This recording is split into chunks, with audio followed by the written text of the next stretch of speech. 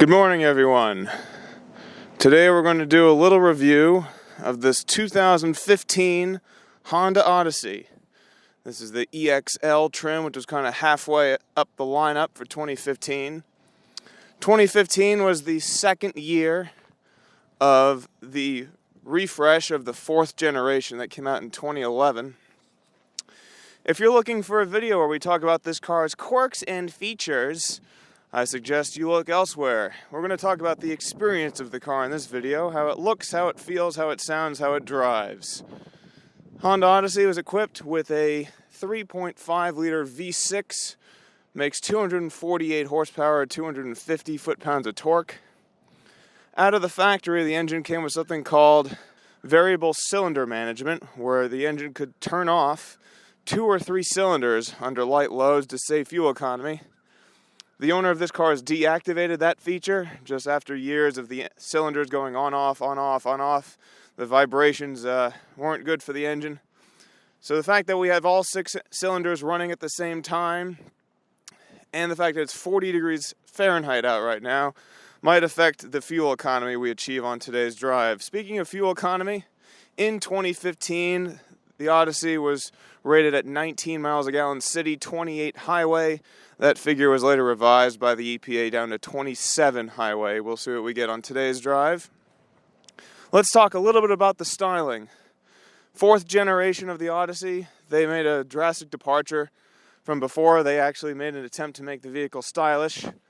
The refresh in 2014 gave the front grille these little black accents kind of inlaid behind the headlights and also around the front grille. Nice chrome accents across the front. You have these little character lines down the hood. The headlights don't protrude out from the hood. They kind of look flush with it, which gives it kind of a stickered on look, which is interesting.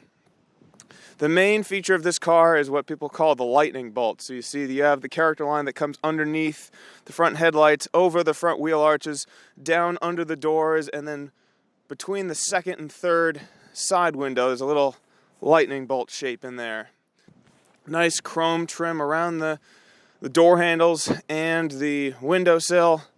If you're one that wants the sliding door track hidden away under the third window, well, Honda didn't do that for you. The rear of the car, it's nice and subtle. It's sharp. You can see, just like you had those 2 character lines down the hood, you have the 2 creases kind of mimicking the front of the car in the trunk.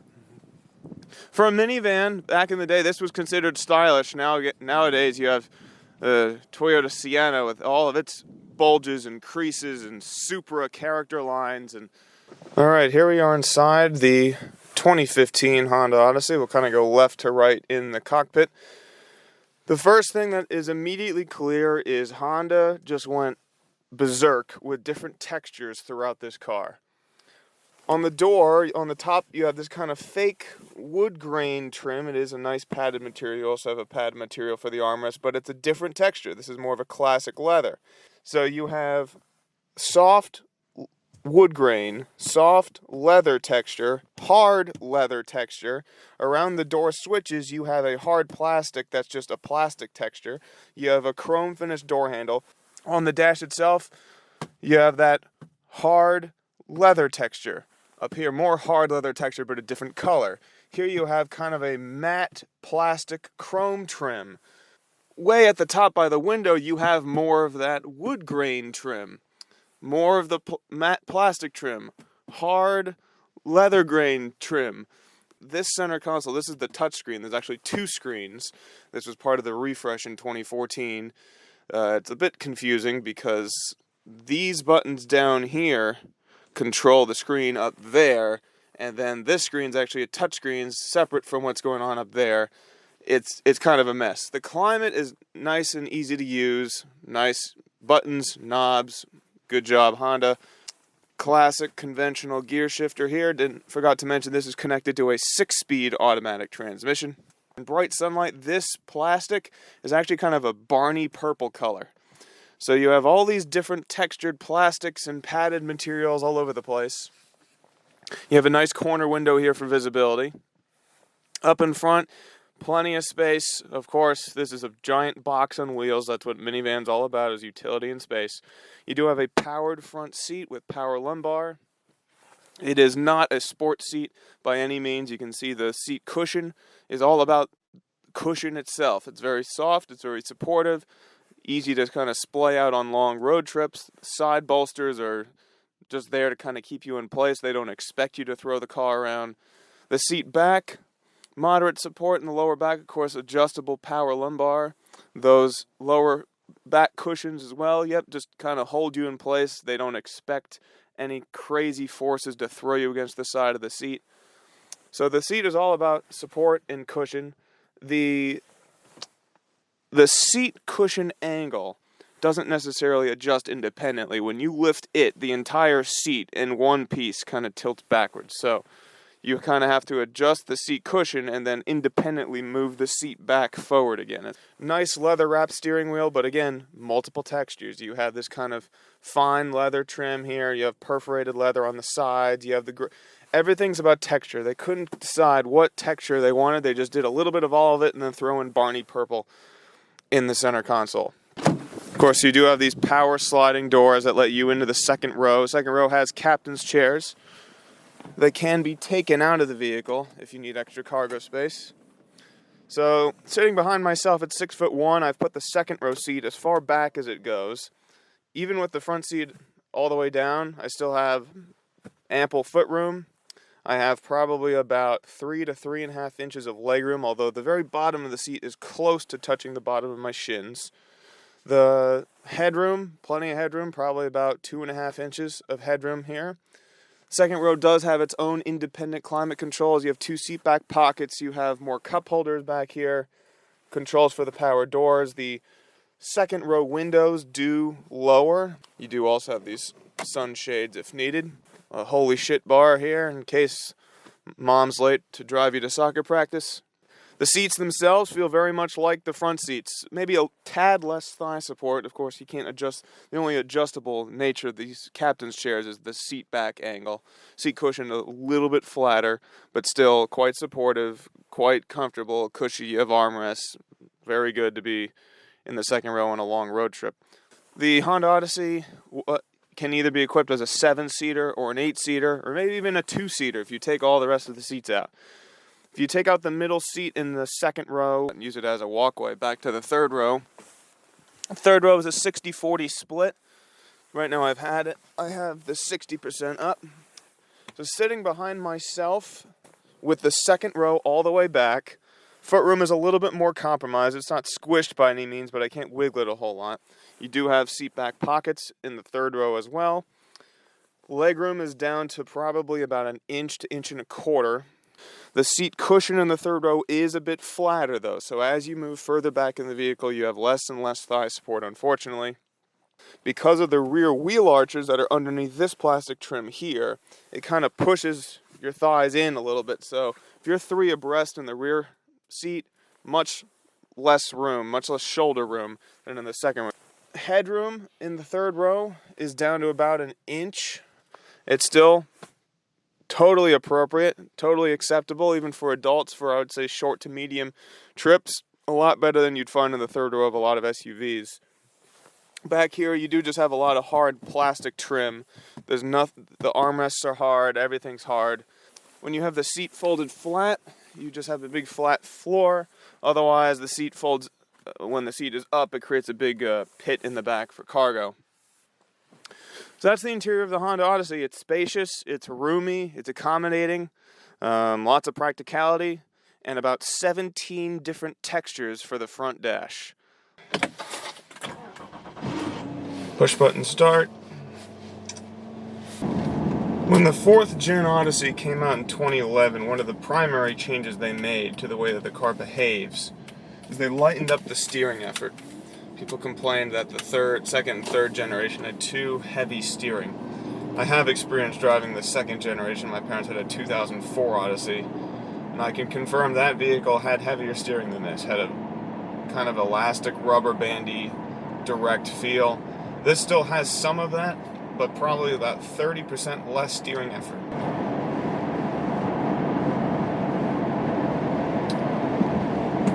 First impression, giving it into a turn. And of course, this is a big family car. Doesn't have super tight steering ratios, but the response is pretty direct. And the front tires are very eager to do what you want. And when you throw it into a turn, first thing you think is, you almost forget you're driving a minivan. You forget you're driving something that has 2 rows of seats behind you. It drives smaller than it is. There is no manual way to take over the gears. You just got what you got. There was a low mode for towing or going up a steep hill. There is a way to turn off traction control, so we'll do that in a bit. No paddle shifters. The 5th generation Odyssey comes with paddle shifters, believe it or not, which I just find hilarious. The car is relatively quiet. You do hear some road noise. These are very hard all-season tires. You kind of hear the road noise echoing in the big box behind you near the 2nd and 3rd row. The connection between the wheel and the tires feels very natural. There is a little bit of that elastic sensation, but with a computerized lightness to it. That's the best way to describe it. We'll turn off the traction control here for a ride in the roundabout. Off throttle. It tries to hang on. There's a lot of body roll, of course. This is a minivan. It's supposed to be comfortable. It does have a kind of a soft, bouncy suspension, but it's under control. Chassis is well tuned. Do a suspension test here. Very cushy. This car has 17-inch wheels, but 245/65 profile tires, so very tall sidewall. Absorbs the bump super well, especially in the front suspension. The rear is a little bit firmer. When the rear goes over, you can honestly sort of feel, if you have any rear seats that are folded flat, you can kind of feel the weight of them lifting up and then crashing back down into their little cubby there.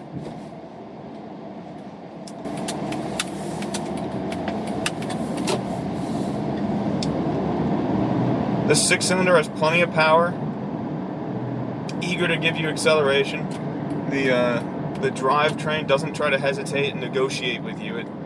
It does what you tell it to do. If you're light on the throttle, it'll upshift early. If you stay in the throttle, it'll stay in the gear you want. It's a very cooperative drivetrain. A little bit more abrasive surface here. A lot of road noise echoing through. Tiny bit of wind noise, because of course you are basically driving a big pod through the air.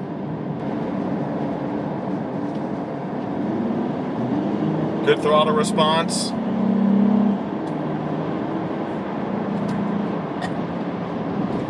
Yeah, those front tires, the chassis is really well tuned, but these all-season tires, they're like hockey pucks.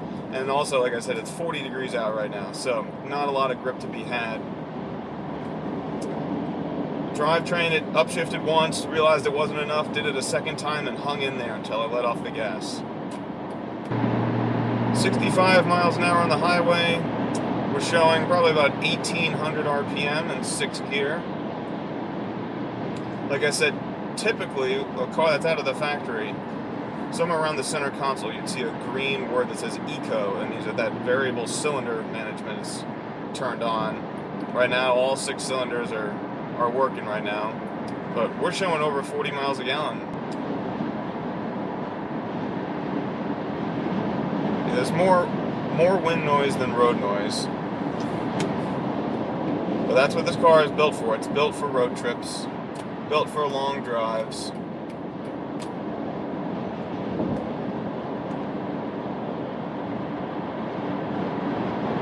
You know, a minivan can serve so many more purposes than people realize. Everyone's obsessed with these SUVs. But minivans, they have more space. They're lower to the ground. There's a taller box on the inside. You can fit more stuff in there. And because they're lower to the ground, they have better handling, typically.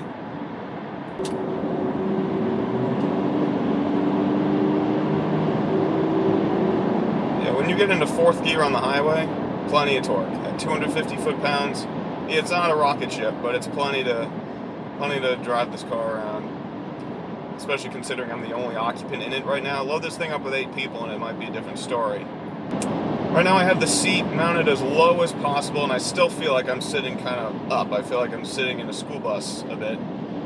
I've sat in the 5th generation Odyssey. The seat does go much further down if that's what you prefer, a lower driving position. Like I said, I'm 6'1". I have the seat all the way down. I feel like I'm still sitting up, and I have plenty of headroom.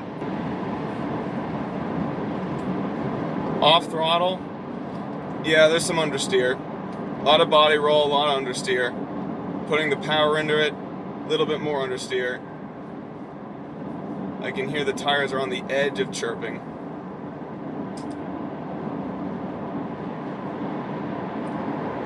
But there is a good, legitimate Honda chassis under this box. You can feel it, even with the light steering. I wish the steering was heavier. I wish they didn't do that. But even with the light steering, there's a directness to it. Yeah, you're definitely leaning on the left front tire in these situations. Very front heavy. When you go off throttle, there's a little bit of weight transfer. It pulls nicely. Nice V6 sound. There is no bass to it, and it is relatively isolated from the cabin. The seat is much more like a comfortable road trip throne than anything else. Those bolsters, they're not meant to really hold you in place. If you throw the car around, you're getting, you're moving side to side in the seat. Steering wheel does have a good grip to it, especially the perforated leather on the sides. It actually does have a really nice, good grip on it.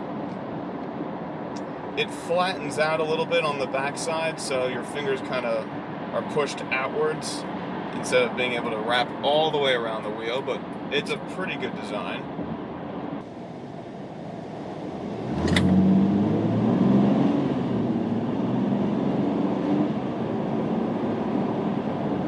There was a little bit of a hissiness, a hissy worriness between 2,000, 3,000 RPM.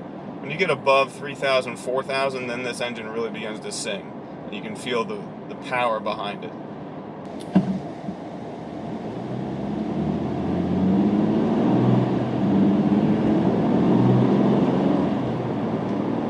The shifts are smooth. They're not very crisp or sharp. They're meant to just kind of exist. It's tuned to give you what you want when you need it. Other than that, it's just kind of elegantly shifting in the background. There's no rush, but it's not confused. It knows exactly what it's doing. It's good to just bang around town, get your groceries, drive the kids around, maybe put some bikes in the back with your buddies, go to the trail, put some kayaks in the back. You can get this car with roof rails. Looking out the rear window, the window itself is relatively big, although if you have passengers in the third row and they've lifted their headrests, the headrests cover about 2/3 the height of the window. So if there's no one sitting back there, put the headrest down. Let's see how this does around the turn. Traction control off, on throttle. Oh yeah, tons of understeer. It just can't handle it. The chassis wants to be able to do it, but the tires and the suspension just won't let it happen. This is one of those cars that above 50 to 60 degrees of steering angle, you will quickly exceed the capabilities of the car. The goal of this car is to be comfortable, practical, reliable. And the engineers at Honda were generous enough to actually throw in a little bit of fun.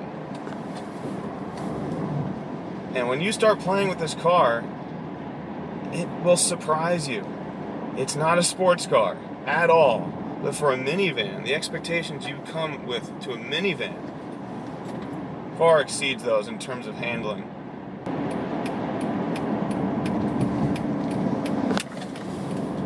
Yeah, on throttle. The most fun you can have with this car is off throttle, honestly. On throttle, just front engine, front wheel drive. It's basically an engine in front and a front axle and a giant tissue box connected to the back of it. It's so light back there.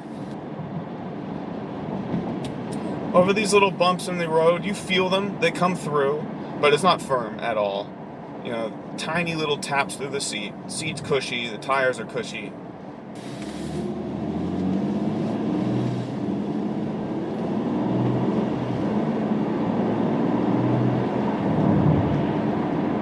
It's very nice. All right, off throttle. Much more balanced. Much more balanced. Way less understeer. Decent amount of body roll. Let's try this one off throttle as well.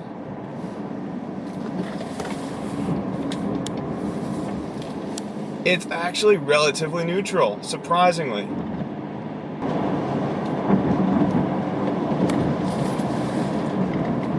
Yeah, there's a lot of weight. But for a minivan, like I said, for a minivan, this is surprisingly engaging and fun.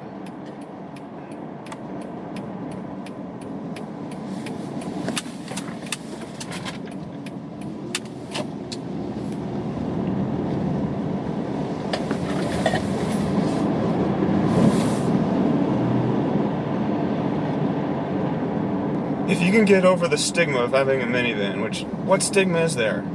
It actually looks pretty cool on the outside. Tons of space, is reliable, and it handles well. And you're getting decent mileage, close to 30 on the highway. What's the stigma? You want a car that has space? Here's a car that has space. It gives you what you want. What's the stigma? If you can get over that imaginary stigma, that social construct, this is a heck of a choice. If you need all-wheel drive or you want a hybrid, these days in 2023, the Sienna is the only option. The Sienna is the only minivan that has all-wheel drive. And it's now one of two minivans that has a hybrid. It's the Pacifica. But the Pacifica, I mean, really, what reliability you're going to... In terms of reliability, what are you going to choose? A Toyota or a Chrysler? Yeah.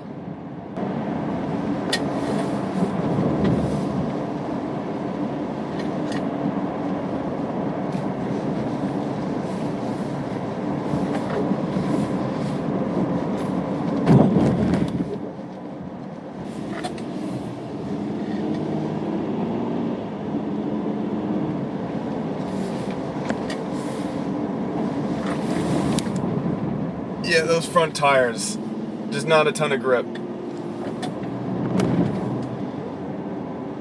Like, the chassis wants to play, the steering is kind of there, but the tire's like, nope, and the suspension's like, but, comfort!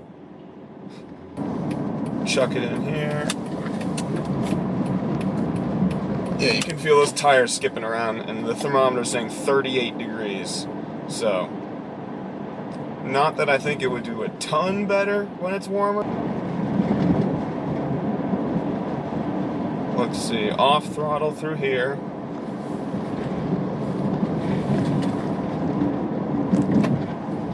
Hangs in there. I mean, the suspension's soft, kind of bouncing around a little bit.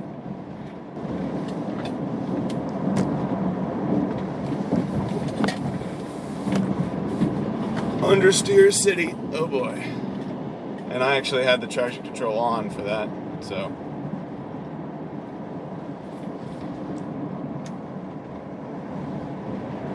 If you're getting a minivan because you think just big, safe, cushy, I don't like driving, this might actually turn you around. Because it has a spirit to it. It's a minivan that isn't held hostage to its title. It wants to do more. It wants to be a minivan, but also be a satisfying vehicle to drive. It doesn't want you to think it's boring. It doesn't want you to think there's a stigma. It's fighting against it by giving you fun. And if you see that and you respect that, and you can get over your wet dreams for plastic-cladded wheel arches, go get this. So if you're in the market for a minivan, and you know that a minivan is going to give you what you want, and you can appreciate that, and you value fun to drive over hybrid and all-wheel drive, the Odyssey is pretty much, that's the default choice out there. Now that the test drive is completed, let's give the 2015 Honda Odyssey EXL a Schwartz Score. The Schwartz Score is broken down into 12 categories with a total potential score of 100. Scores are given right after the test drive when impressions are still fresh. Exterior styling of the 2015 Honda Odyssey is commendable for a minivan. The designers did a good job of sticking to the profile of a versatile box on wheels while infusing the bodywork with style. Most people envision a minivan as a boring, bulbous pod, but the 2015 Odyssey breaks the mold with black and chrome accents at the front, sharp yet subtle character lines on the hood, doors, and trunk, and a unique lightning bolt feature on the side. The imprinted trapezoid shape by the door handles is a classy addition. It strikes a nice balance of soft and sharp, but it's still a minivan. It earns a 5 out of 10.